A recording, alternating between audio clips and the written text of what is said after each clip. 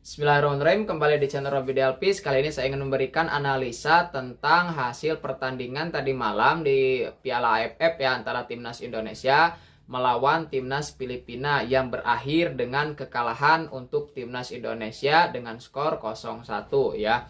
Nah, kekalahan Timnas Indonesia dari Filipina tadi malam sekaligus juga mengakhiri perjalanan Timnas Indonesia di Piala AFF 2024 ya, karena faktanya setelah gagal menang melawan Filipina, Timnas Indonesia di klasemen itu menjadi peringkat ketiga dan peringkat kedua direbut oleh Filipina sekaligus memastikan diri lolos ke fase berikutnya yaitu semifinal ya.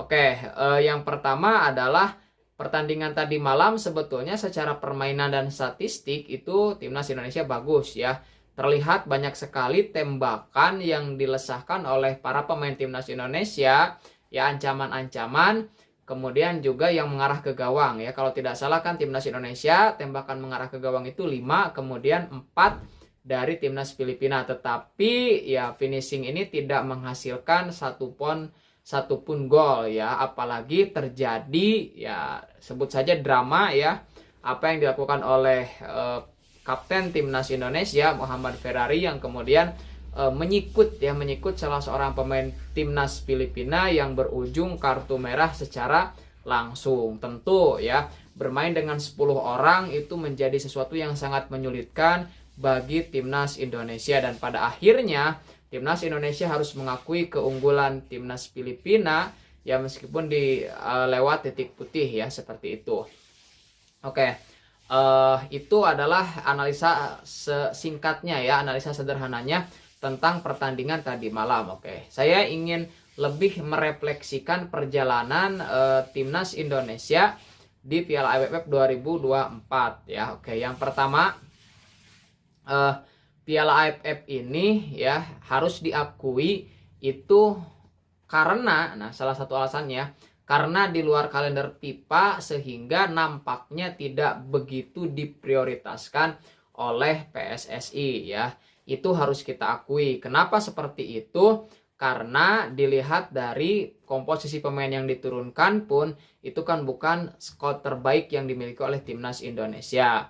Kenapa? Karena akan terjadi kesulitan untuk pemanggilan, sehingga pada akhirnya itu kan dipanggillah Timnas Indonesia U22 yang diproyeksikan untuk SEA Games ya, untuk SEA Games. Oke. Kalau kita mengacu pada apa juga yang ditargetkan oleh PSSI, memang tidak ada target yang benar-benar berat ya. Tidak ada target spesifik gitu kan. Yang terdengar di media kan targetnya adalah minimal maju ke semifinal, dan ternyata itu pun gagal dicapai ya oleh Coach Sintayong bersama pasukannya gitu kan. Seperti itu. Oke. Jadi kalau kita menargetkan bahwa di Piala AFF ini harus menang, harus lulus ke semifinal atau bahkan lanjut maju ke final, tentu kita bisa katakan bahwa Coach Sintayong gagal memenuhi target tersebut. Coach Sintayong gagal memenuhi ekspektasi tersebut. Nah, tetapi kalau kita mengacu pada untuk menambah pengalaman jam terbang para pemain, kemudian memang diproyeksikan untuk SEA Games. Nah, kita harus melihat di SEA Games apakah mereka ya, para pemain yang sekarang bermain itu bisa tampil lebih baik ya, atau jangan-jangan hasilnya juga lagi-lagi minor. Nah, kan seperti itu. Jadi tentu dari setiap hal kita harus lihat plus minusnya seperti apa. Nah, plusnya adalah tadi memang para pemain muda kita sekarang punya pengalaman ya, dengan bermain 4 kali di Piala AFF ini kan menjadi pengalaman berharga bagi mereka. Nah, tetapi apakah nanti itu bisa menjadi modal penting ketika SEA Games-nya, itu kita tidak tahu ya. Harus kita lihat lebih jauh seperti itu. Nah, tetapi yang pasti ketika gagal membawa poin banyak, kemudian gagal lolos ke fase grup, ini menjadi satu catatan tersendiri bagi Coach Sintayong ya. Katakanlah ini catatan terburuk Coach Sintayong ya, ketika membawa Timnas Indonesia di Piala AFF. Kita ingat di 2020 ya, ketika Piala AFF Coach Sintayong pertama kali memimpin Timnas Indonesia itu kan bisa ya masuk ke final meskipun pada saat itu kalah oleh Thailand.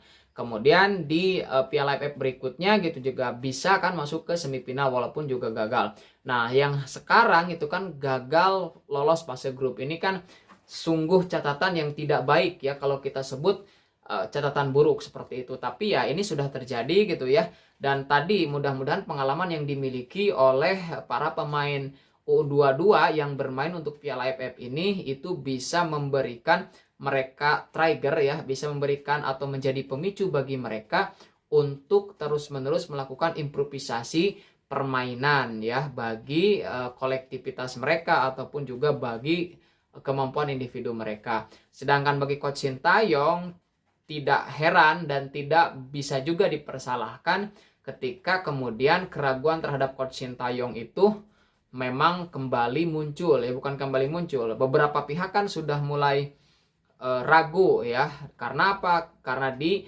kualifikasi Piala Dunia saja terlihat Coach Sintayong agak kesulitan ya, meskipun kemudian terhapus kembali ketika bisa memperoleh hasil yang maksimal.